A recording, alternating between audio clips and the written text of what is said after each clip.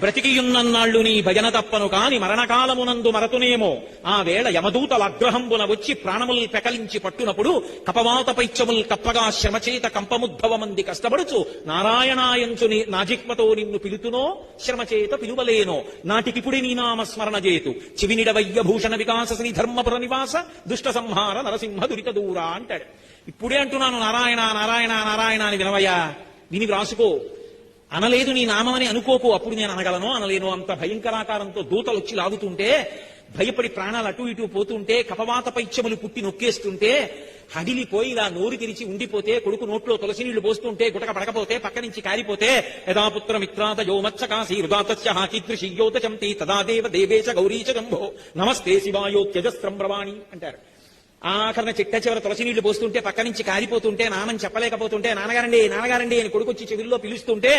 ఆ